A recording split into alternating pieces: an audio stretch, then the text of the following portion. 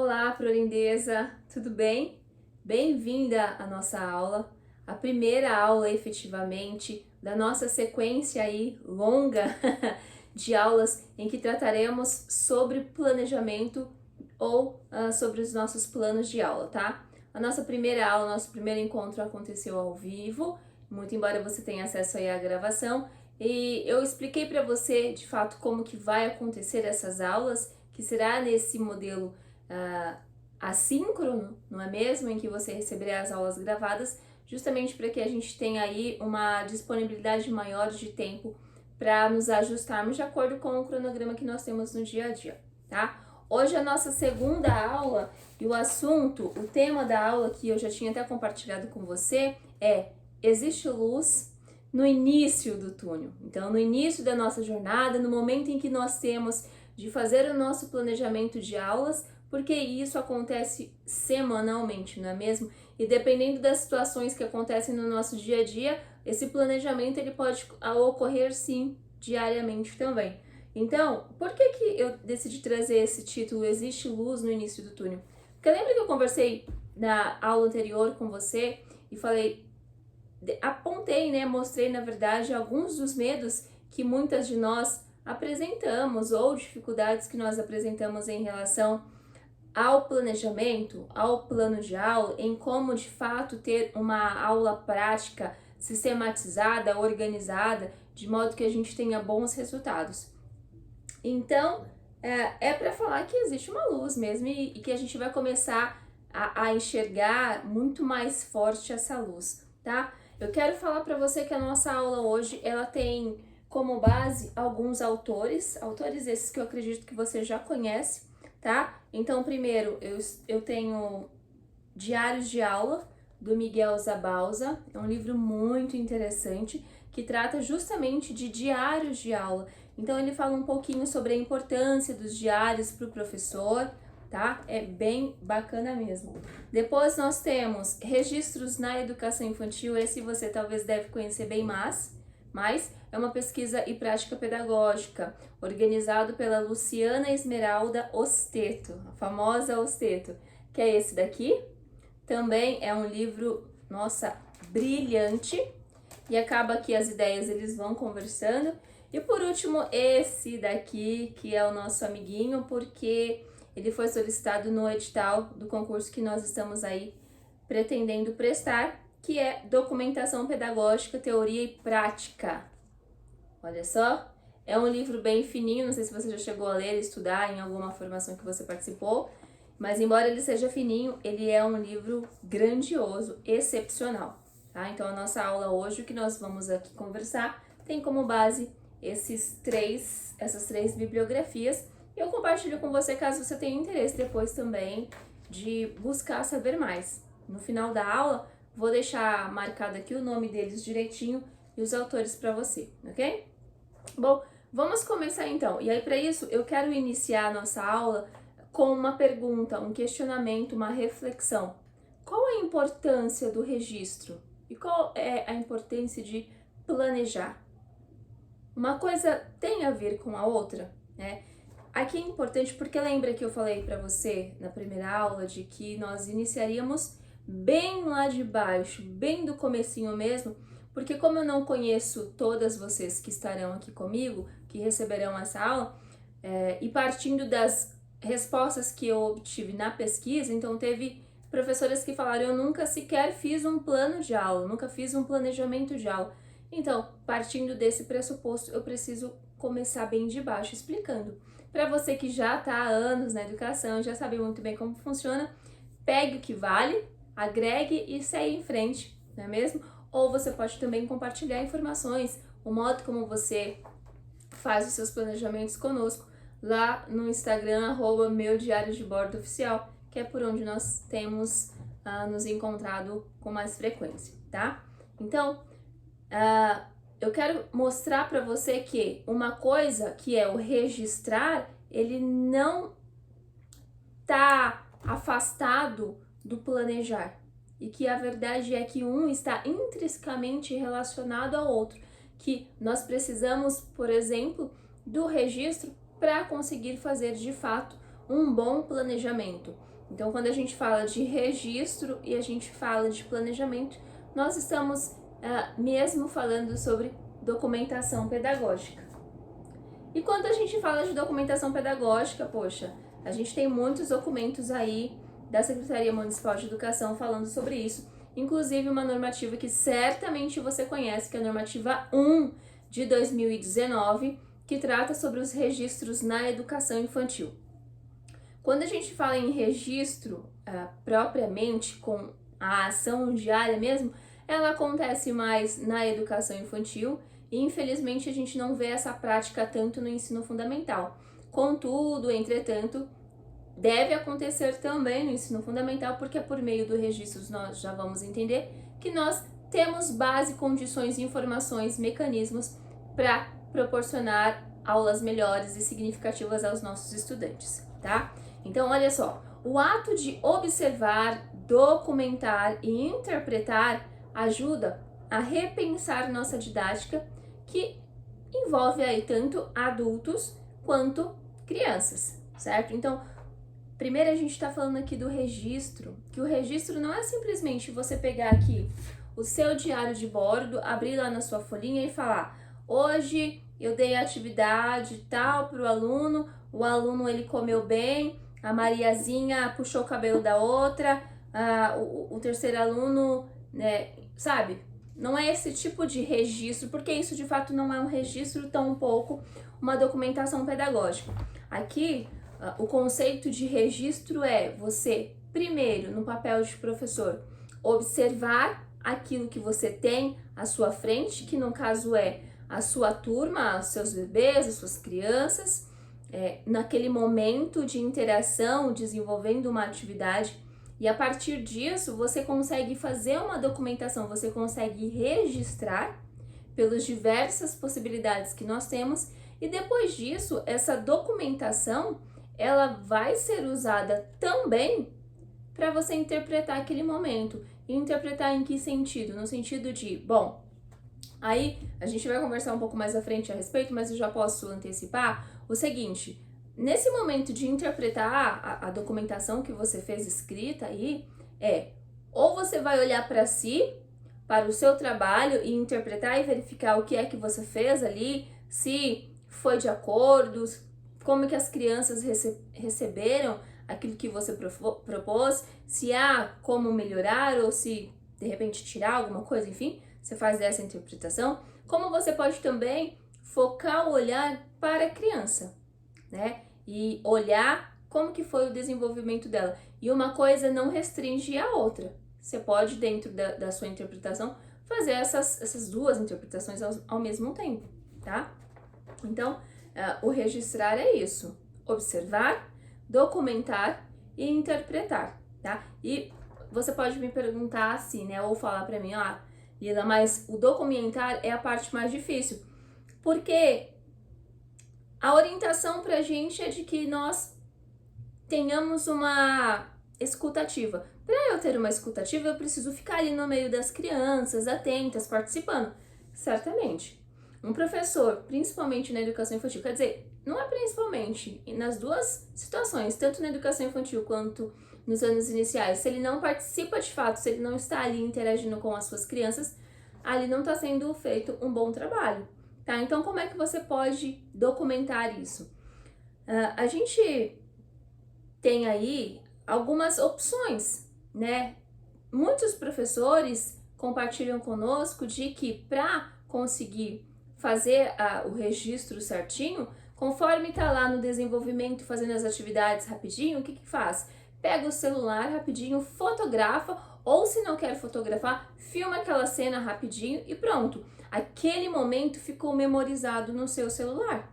E aí depois, quando você tiver um tempo, você vai sentar e vai fazer o registro, tá? Então você pode fazer isso por fotografia, você pode fazer isso por vídeo, você pode fazer apenas gravando, não é mesmo? Ou você pode criar um grupo no seu WhatsApp, porque hoje em dia quem não tem WhatsApp?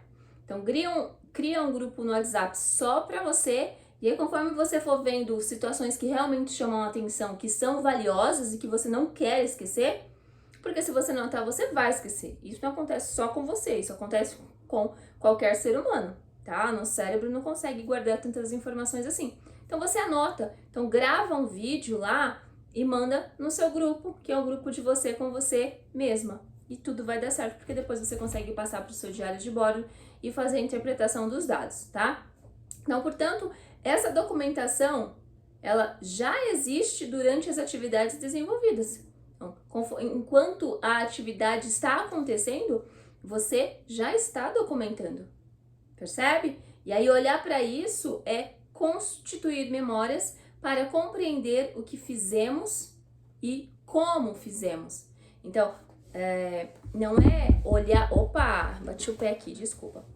Não é simplesmente anotar por anotar, mas é ter o objetivo de que para que eu estou registrando, o porquê de eu fazer essa documentação, né? Justamente porque depois a gente vai ter aquele olhar de interpretação, de olhar e perguntar, né? E analisar a situação e falar, bom, o que eu fiz aqui? Ah, eu fiz isso. E como eu fiz isso? Que é a ação ali, o desenvolvimento da sua aula, tá? E aí, a partir disso, esse observar tem a significação de repensar as nossas ações.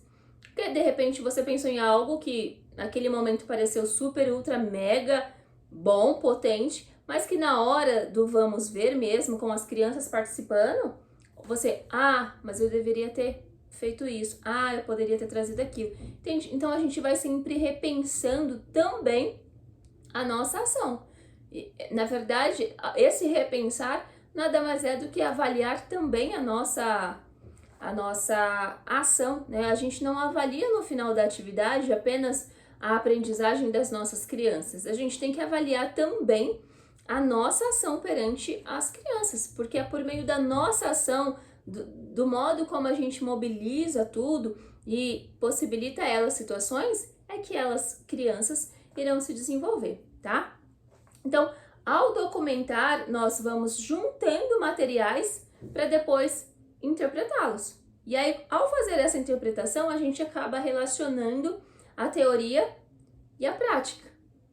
Né? Porque como assim teoria e prática, Lila? Tudo a gente aprende, não é mesmo, Pro? Então, quando a gente fala de registros na educação infantil, por exemplo, a gente tem o que, na verdade, nos dando orientação? A normativa.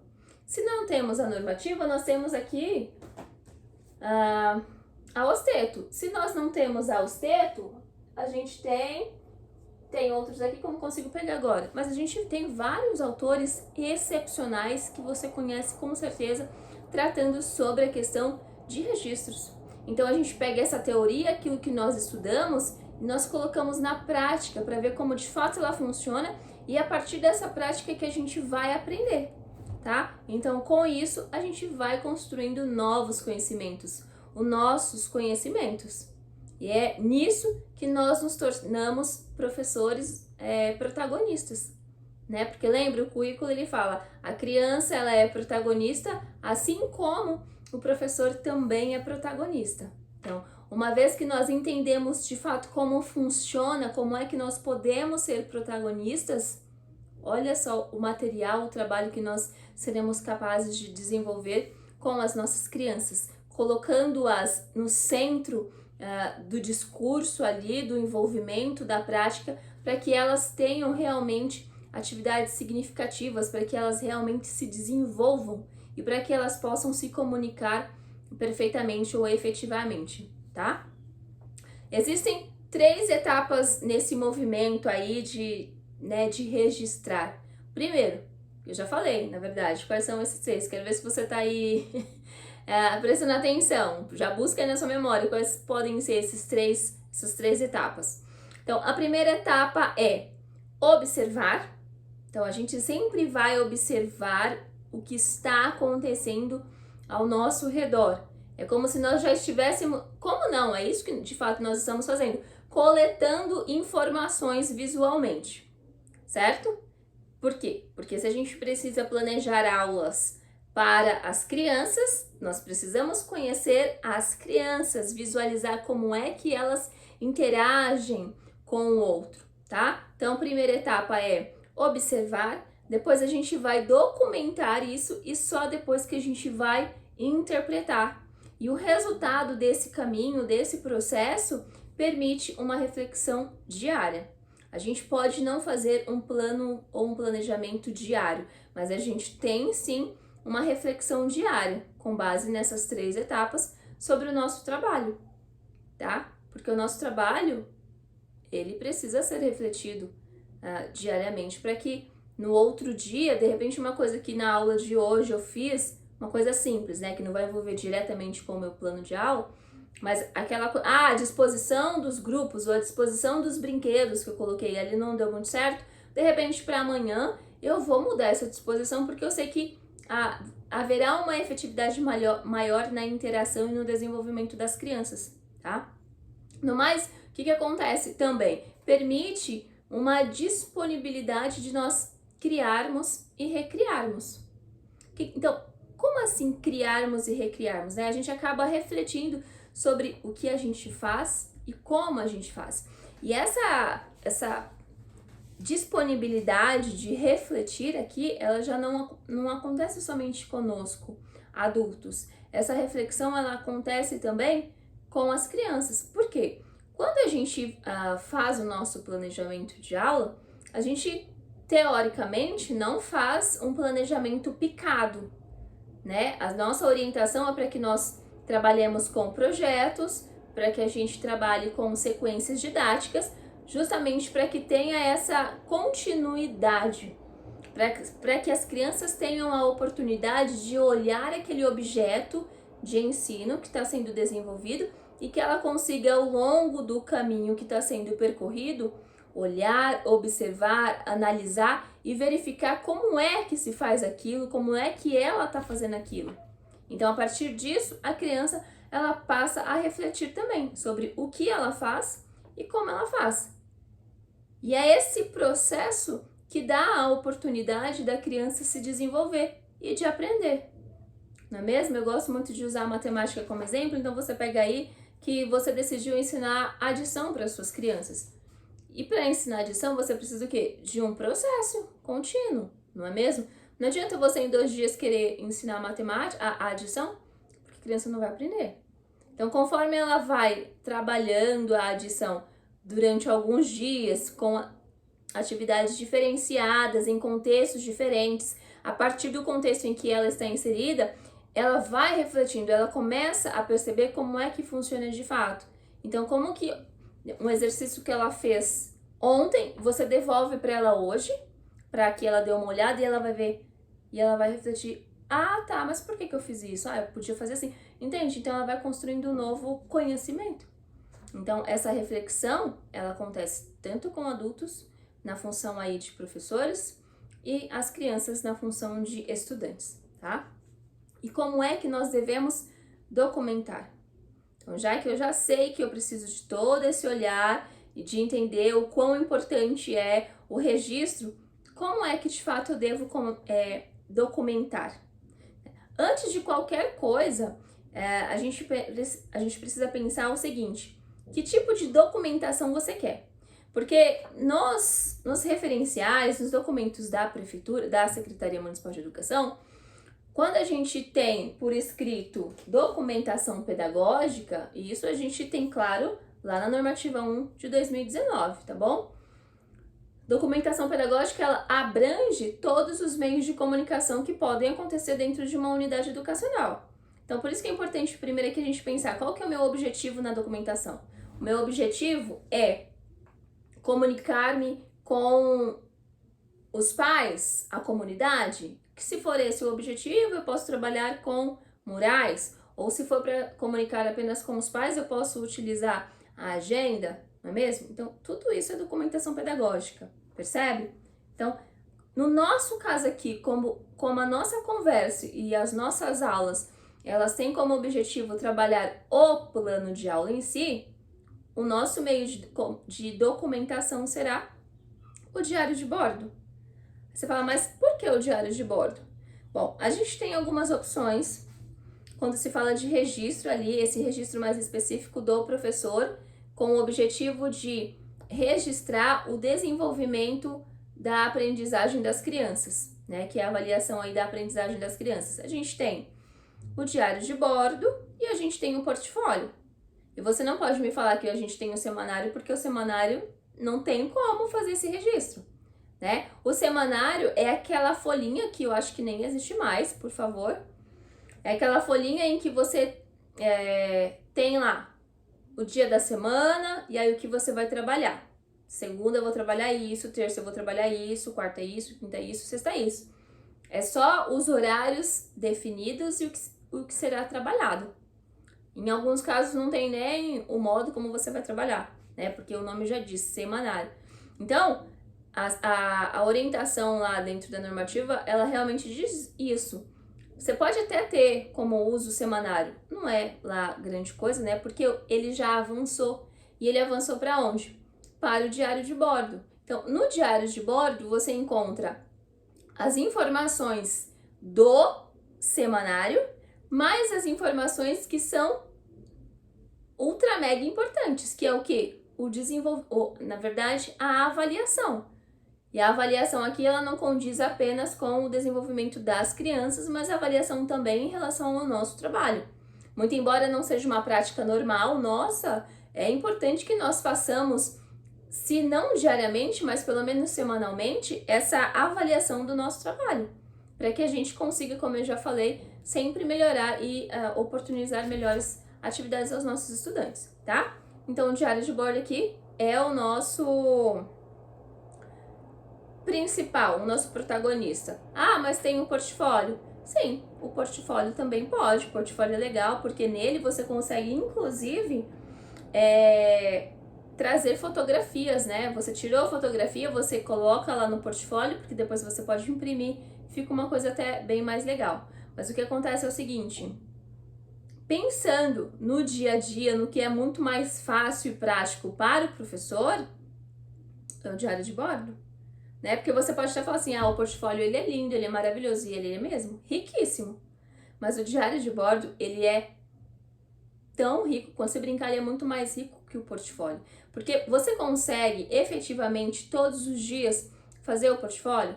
Não consegue. Você vai acumular informações, né? Vai acumulando informações, porque uma hora você vai ter que sentar e provavelmente vai ser na sua casa pra digitar tudo aquilo e tal. E de repente as informações até acabaram ficando para trás. Ou mais, você primeiro fez ali um pseudo diário de bordo, foi fazendo algumas anotações, depois você traz essas informações para o portfólio. Quando na verdade, se você tiver apenas o diário de bordo como seu melhor amigo, isso vai facilitar muito sua vida. Porque você vai ter todas as informações necessárias do desenvolvimento da sua aula e você terá também as informações supra, ultra, mega importantes que é em relação à avaliação do desenvolvimento das suas crianças. Então, em um outro momento, quando você precisar dessas informações, você não tem aquela preocupação de sentar em casa e procurar ou abrir algum meio digital nem nada. É só você folhear o seu caderno, voltar algumas páginas e pegar as informações. E eu penso nisso quando a gente fala dos relatórios dos finais de semestre ou bimestre, sei lá, relatório de desenvolvimento das crianças, porque esses relatórios sempre são um pouco mais extensos, né? Em uma outra hora a gente até pode conversar sobre isso, porque eu tenho uma sugestão bem interessante para falar sobre como facilitar esse momento para vocês, para que não seja tão doloroso, porque assim, poxa vida, não deve ser doloroso, né? Deve ser prazeroso, trabalhoso, mas também prazeroso e não doloroso, tá? Então, aí a partir da ideia de que, olha, vamos trabalhar o diário de bordo para documentar quais são os tipos de diário de bordo, não, né? Quais são os tipos de anotações que a gente pode ter dentro do nosso diário de bordo, tá? Porque o diário de bordo, ele é um suporte para carregar os textos que a gente vai produzindo ali dentro, tá? E aí, esse daqui, o Zabauza, né? Ele fala um pouquinho sobre os tipos de diários diários. Ele não chama de diário de bordo. E aí eu trouxe para nós 4 que faz muito sentido, tá? Então, o primeiro tipo é o analítico. Então, o diário analítico é aquele que vai olhar o geral e vai falar um pouquinho do geral, do que aconteceu em tudo. Então, tá. Então, foca aqui. Vamos supor que hoje você terminou a sua aula com os seus pequenos, encontrou um tempinho ali para sentar e fazer o seu registro. A avaliação, no caso, né? Porque a outra parte já está pronta. Olha, tem um bichinho aqui. Então, o que que acontece? Nesse momento você vai pensar, o que que eu vou escrever na minha avaliação, né? Então, você pode fazer uma anotação analítica, que é falar do todo que aconteceu. Eu, particularmente, são poucas as vezes que eu acho interessante falar do todo, a não ser que você faça um registro bem curtinho para falar do geral, mas depois você especifique um pouco em relação a algumas crianças, tá? Depois você tem o tipo avaliativo, porque nesse caso você estará avaliando tanto a sua ação quanto a ação das suas crianças. O reflexivo, porque aí você vai refletir sobre a ação. Aqui já entra a interpretação, percebe? Então você vai refletir tanto sobre a sua ação enquanto professora, quanto a ação dos seus estudantes ali na interação, no desenvolvimento da atividade. E por fim, o introspectivo. Esse introspectivo, ele não acontece entre nós, ele deve acontecer, mas não sozinho, tá? Porque as anotações mais introspectivas, ó, intro, vem de dentro, elas se referem mais a nós, ao nosso trabalho, como é que nós estamos agindo para com as nossas crianças, né? Ah, essa ideia talvez não foi tão boa, essa ação não foi das melhores, eu preciso agir dessa forma, tá? Então é um registro mais introspectivo. E aqui, claro, a minha humilde opinião, esse registro introspectivo precisa existir. Como eu já falei, a gente precisa avaliar a nossa ação enquanto professora, tá? Então, desses 4, analítico, avaliativo, reflexivo e introspectivo, eu acho que a gente pode mesclar um pouquinho de cada. Né? O único que eu acho que talvez daria para ficar sozinho seria o avaliativo, que já é a avaliação em si, né? Mas eu acho bem bacana dar um panorama geral do que aconteceu ali no dia, né? O analítico, e aí depois a gente entra com o avaliativo, o reflexivo, o introspectivo. Na verdade, você consegue carregar os 4 para dentro do seu diário de bordo, da sua avaliação ali, tá? Mas aí fica a critério do professor, o que importa é entender de fato como funciona. Uma vez que você entendeu como funciona, você consegue trazer isso para sua prática, tá? E quando a gente faz essas anotações e traz essas informações para o nosso registro, a gente tem uma produtividade de riqueza de informações sem tamanho, sabe? Quando a gente voltar, então, por exemplo, terminei a semana, passou, sei lá, um mês e eu volto nessa semana só para reler, para refletir sobre aquele momento, a gente vai conseguir perceber o quanto de riqueza que tem naquelas informações. Uma vez que agora a gente já entendeu para que serve documentar e o que é que eu vou documentar, né? Qual o objetivo. Então é tudo muito ali com um caminho certo a seguir, com um objetivo, um foco. Não é uma coisa solta, não é falando sobre qualquer coisa. Porque se for assim, não vai valer muito a pena. O registro pelo registro, a escrita pela escrita, de nada vale, tá? Porque isso não traz nenhum bem posterior, não traz nenhum aprendizado, nenhuma reflexão, certo? E aí a gente acaba sistematizando as observações recolhidas. Então a gente acaba tendo um panorama gigantesco de informações para melhorar certamente a prática ali e conseguir desenvolver as aulas com os estudantes, tá? E aí, olha só essa pergunta aqui, reflete comigo, professora. Qual a estrutura básica do plano de aula, que nesse caso está lá dentro do diário de bordo? O que eu preciso de fato apresentar no meu plano de aula? Uma vez que o meu plano de aula ele está sendo feito para mim, também, mas não somente para mim, né? Óbvio que o plano de aula ele baliza o meu processo, o meu percurso dentro da sala de aula, mas ele não é feito somente para mim, ele é feito para a minha coordenadora, ele é feito para os pais que quiserem participar, compartilhar das informações porque são os filhos deles que estão na escola, então se ele quiser saber, olha, professora, como é que está sendo o seu trabalho? Eu gostaria de saber um pouquinho mais, até para eu conseguir trabalhar com a minha criança em casa. Se você tem essas informações no seu diário de bordo, olha que coisa maravilhosa, sensacional. A conversa que você conseguirá ter, seja com a sua coordenadora, seja com a supervisora, seja com qualquer pessoa, tá? Então, qual que é a estrutura básica do plano de aula? Então, primeiro, essa estrutura, ela foi um pouquinho alterada, porque hoje, com base no nosso novo currículo, né, que ele foi liberado em 2019, e o currículo, a gente sabe, é o processo ali, o filhinho da Base Nacional Comum Curricular, tá? Então, aqui é importante já eu até fazer um paralelo rapidinho para vocês. Base Nacional Comum Curricular é a base do país, né? É um documento federal, é uma legislação federal, e aí a partir dessa legislação federal, dessa Base Nacional Comum Curricular, os estados, os municípios puderam criar os seus próprios referenciais, os seus próprios documentos, ditando aí quais são os objetivos de aprendizagem a serem ensinados para suas crianças. Então não faz muito sentido a gente ficar nessa preocupação louca de trabalhar a BNCC dentro da sala de aula. Uma vez que nós temos o currículo paulista com essas mesmas informações importantes e mais as informações cabíveis para a nossa realidade, para o nosso contexto, para o nosso município, tá? Então, fecha parênteses agora. Então, no plano de aula, antes a gente só colocava qual que era o objetivo da aula. E aí, normalmente era, sei lá, instruir os alunos a aprender adição, ou ensinar adição. Era bem assim, bem direto ao ponto, né? Nós que tínhamos que criar os nossos objetivos, e esses objetivos sempre tinham que começar com o verbo no infinitivo: ensinar, partilhar, ler, brincar, sempre no infinitivo. Agora não. Agora os nossos objetivos, eles já estão ali postos dentro do nosso currículo. Então, como que a gente encontra isso? Nos objetivos de desenvolvimento de aprendizagem. Então lembra, quando a gente pega o currículo e vai lá na parte, na educação infantil, essa parte aparece no final do currículo, tá? Na verdade, em todos os currículos, esses objetivos aparecem no final. Deixa eu mostrar aqui, eu peguei o caderno errado.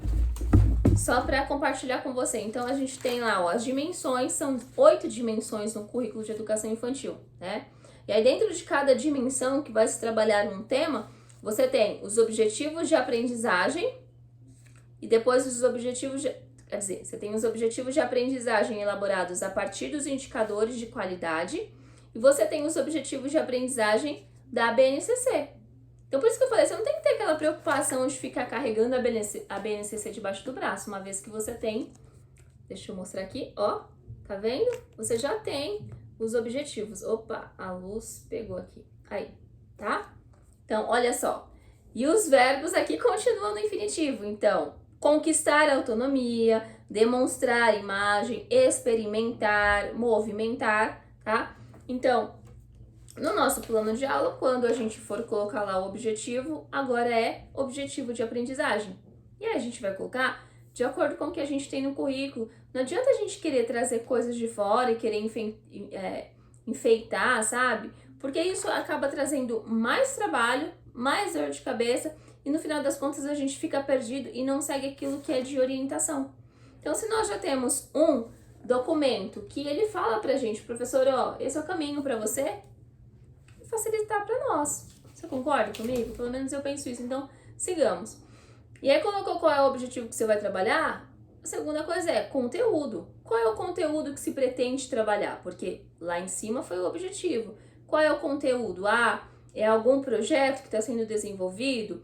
É alguma sequência didática? Né? E isso, esse conteúdo, ele vai estar balizado também com o currículo, com a matriz dos saberes, porque lembra, dentro da matriz dos saberes, aqueles 9 saberes lá, a gente precisa desenvolver com as nossas crianças. Então, a gente vai se balizando pela informação que a gente tem. Eu quero desenvolver repertório cultural da minha criança.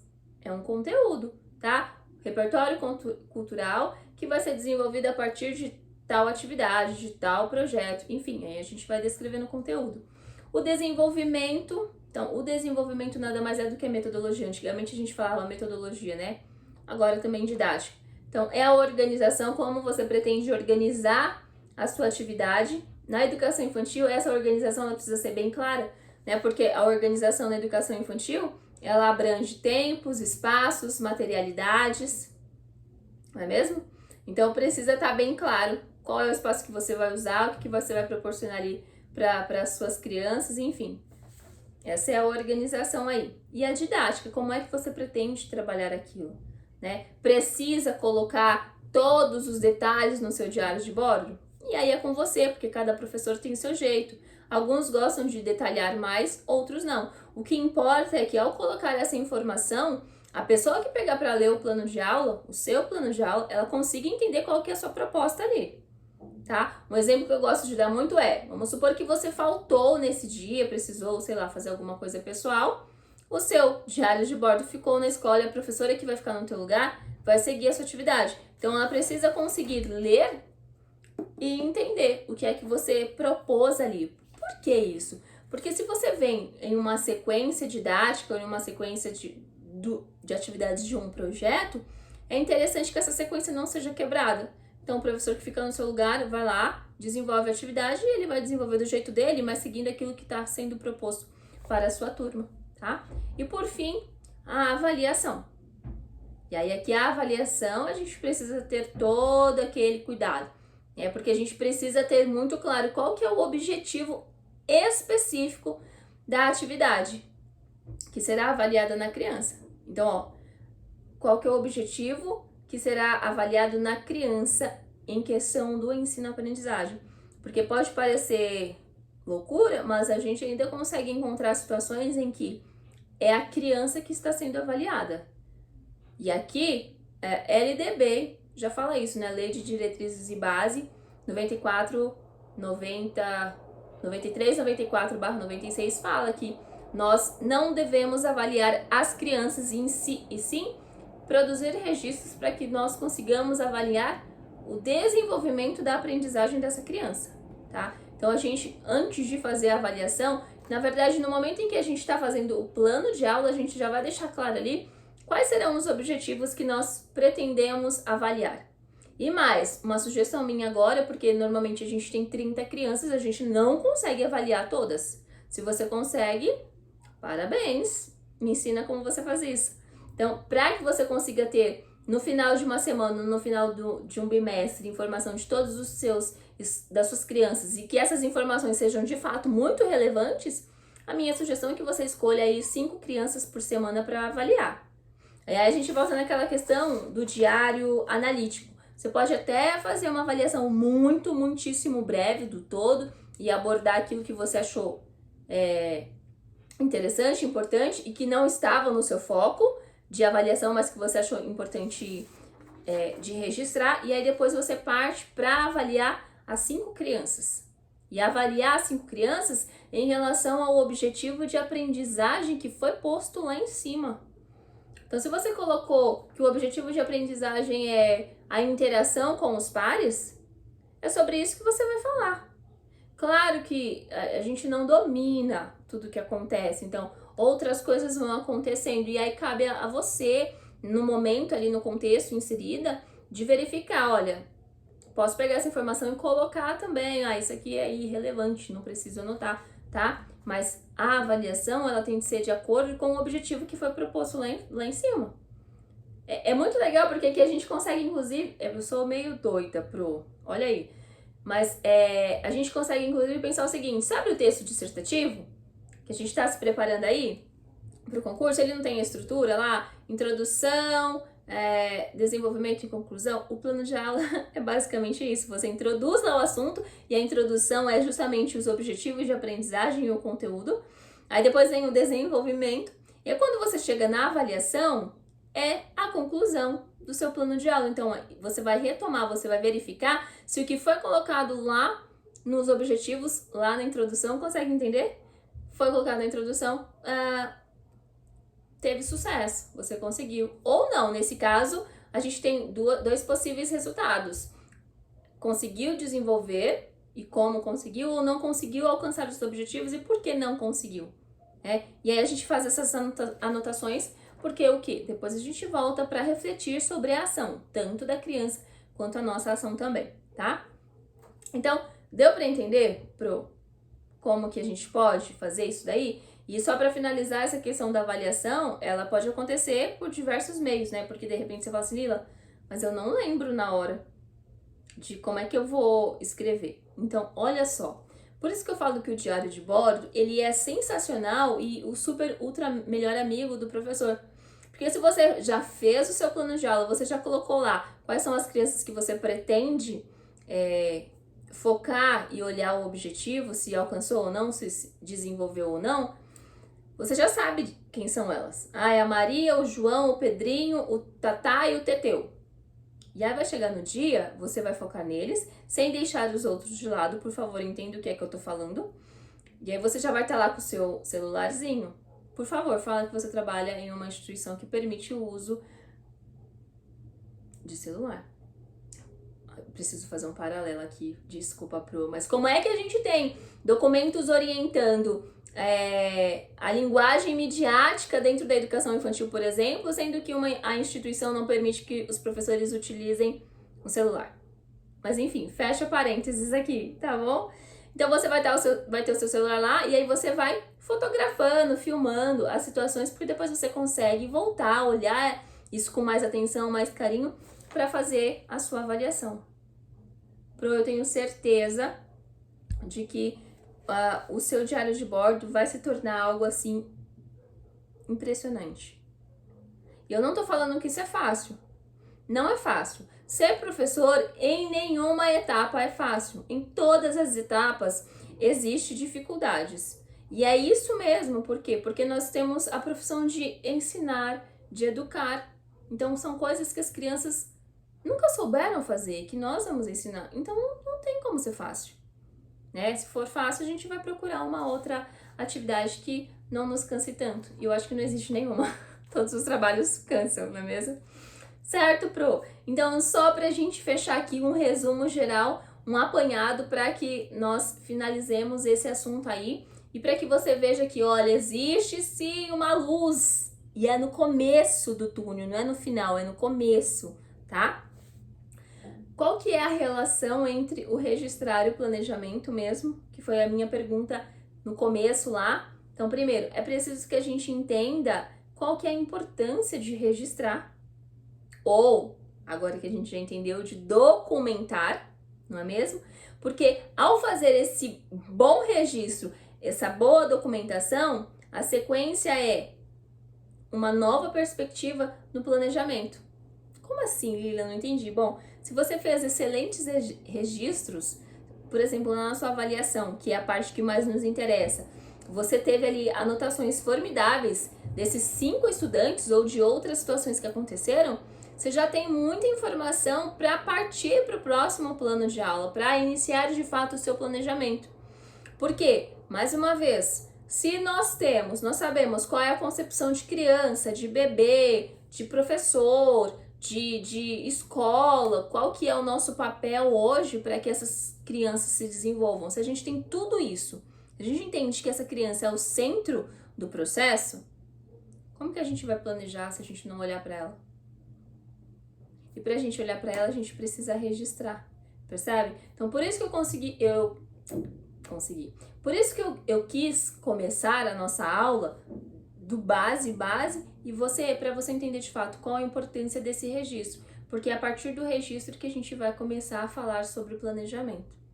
Aí você, esperta que é, porque eu sei que pode me perguntar, tá, Lila, mas no começo do ano letivo a gente não tem nenhum registro aí, como a gente começa a planejar?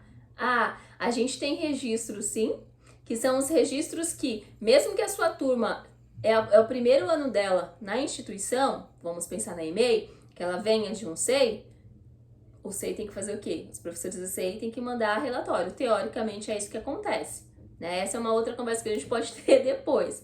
Mas você sempre vai ter alguma informação ali. E mesmo que, suponhamos, não tenha nenhuma informação, a escola, a unidade educacional já tem uma concepção de trabalho, uma visão, já foi conversado teoricamente sobre o projeto político-pedagógico e como é que se pretende trabalhar naquele ano letivo, quais os projetos que serão desenvolvidos. Então, percebe? A partir disso, a gente já consegue planejar sim, e aí a gente depois só vai adequando os projetos, as atividades, de acordo com a nossa criança, para que ela sim tome posse do lugar dela, que é o centro do processo do ensino e de aprendizagem, tá? Quais os benefícios para você ao registrar para planejar. O que isso te traz de bom? Então, primeiro, vai ficar cada vez mais internalizado as concepções de bebê, criança, professor, unidade escolar e tal. Por quê? Porque quanto mais você busca saber para planejar, porque o planejamento é isso também, né? Formação continuada. Você precisa conhecer, de fato, o que os documentos estão falando para que você consiga colocar aquilo no papel. Então, quanto mais você faz isso, mais aquilo vai ficando internalizado e chega uma hora que você tá fazendo o plano de aula, como quem diz, né, com os pés nas costas, de tão tranquilo que é, tá? E segundo, haverá uma sistematicidade nas atividades, uma sequência, que é a nossa orientação de que nós precisamos ter continuidade nas atividades. Eu não faço uma atividade hoje, aí hoje eu vou trabalhar com massinha, aí amanhã eu vou trabalhar com pintura, aí depois de amanhã eu vou trabalhar com papel picotado, mas essas atividades não têm nenhuma relação entre elas. Isso não pode acontecer. Por quê? Porque a criança ela precisa de continuidade para aprender e para refletir sobre o processo, sobre aquilo que ela está aprendendo, certo? E por fim, organização e praticidade. Então, ó, já sabe o que precisa desenvolver, como fazer, e os dias se tornam mais leves e mais fáceis. Né? Porque quando você faz um planejamento de verdade, é aquele planejamento preocupado com a criança, não aquele fazer por fazer. Esse não, né? Esse não é legal. E se você estava fazendo isso é porque você não sabia muito bem, né? Para agora as coisas vão melhorar. Então, você chega na escola com mais ânimo para trabalhar, porque você já sabe o que você tem que fazer, então você já sobe para a sala de aula, você já começa a organizar, tudo flui muito melhor. Claro que tem dias e dias, né? Nada é perfeito, né? Isso que eu tô falando. Mas assim, a tendência é de que o seu trabalho ele fique mais leve, ele se torne mais leve, né? E não aquele fardo de todo dia, ai meu Deus do céu, entendeu? Bom, Pro, eu espero ter contribuído muitíssimo com você nessa nossa primeira aula. Leve o seu feedback para mim, por favor, lá no Instagram, @meudiariodebordo oficial. É muito importante para mim saber o que é que você está achando dessas aulas, se elas podem te ajudar de alguma forma. Se você quiser trazer também alguma construção para o meu trabalho, né? Tudo que for para nós acrescentarmos por aqui será muito bem-vindo.